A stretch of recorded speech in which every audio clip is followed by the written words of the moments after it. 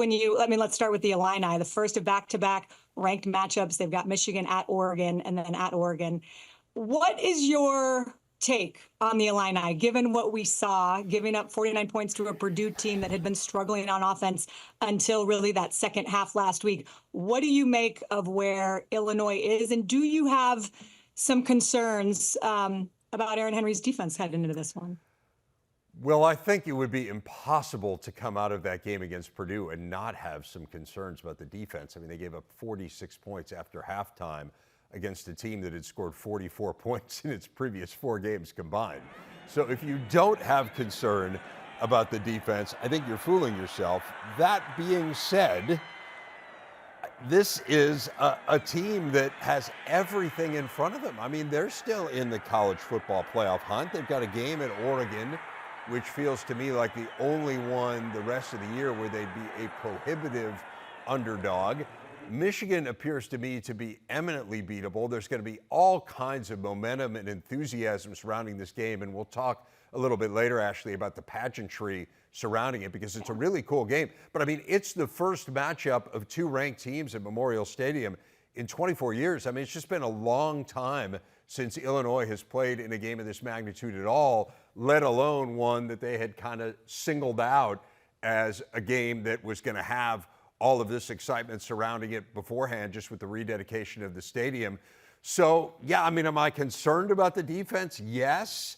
I would also say that if you are concerned about your defense, that coming into a game against Michigan, honestly, it's probably not a bad team to be playing. I mean, Michigan has the least efficient passing offense in all of FBS. Like, it's crazy to think that, but that's what the statistics tell us. Now, can it be better with Jack Tuttle? I mean, it looked better for a little while until it didn't, until a couple of key turnovers. So let's see. But this hasn't been an overwhelming Michigan offense. And frankly, it hasn't been an overwhelming Michigan defense.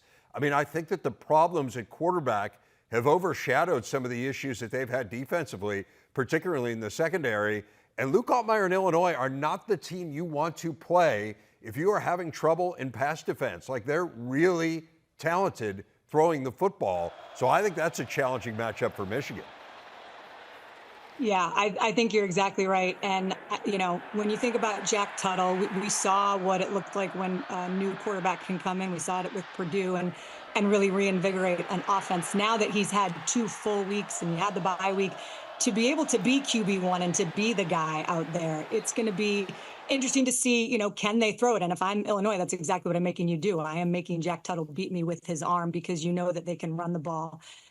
Going back to Illinois, I think, you know, yes, of course, there's concern on the defensive end. You never want to blow a 24-point lead in the second half, but you also give them credit, right, for finding a way to win in overtime. And I think that every experience you have in a season is meaningful. And able to win games in different ways.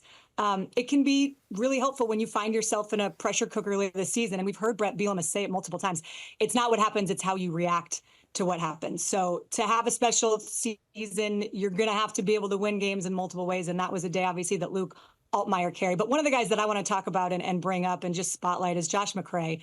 He had 3 touchdowns, 127 total yards against Purdue on Saturday. He was a big reason, obviously, why they were able to pull out that win. He stepped up with Caden Fagan out.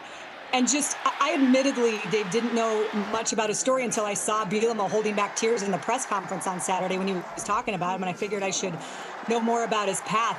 So he's the first player that Bielema offered a scholarship to, and if you saw the emotion in that press conference from his head coach, you get a sense of how much he appreciates everything that young man has had to overcome. He had a knee bruise in 2021 that cost him 8 games. He had a neck injury last year that ended his season early.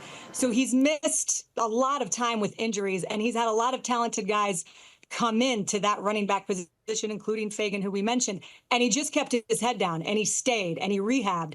And Bielema said it. Everything keeps telling him that he's going to get beat down, and he just keeps getting back up. So for him to have that performance when his kid at most, I don't know the young man personally, but those are the types of stories that just, you know, they make me smile. And they're everywhere in college football, which is why this sport is awesome. It's a really cool story. And Josh McCray, I know you weren't covering the Big Ten then, but Josh McCray early in his career had a couple games, Ashley, where you're just kind of like, wow, Yeah. this kid is really, really good. And then the series of misfortunes, which you have discussed, and it really does, it speaks to his stick-to-itiveness. And you understand, like Brett Bielema is such a good guy, and I think for people who haven't been around him, you don't understand that sometimes, like how much he cares about his guys. And you saw that kind of raw emotion in that moment of how much it meant to Brett to see McCray have as good a game as he did. Hey, I want to talk about Purdue a little bit, the team that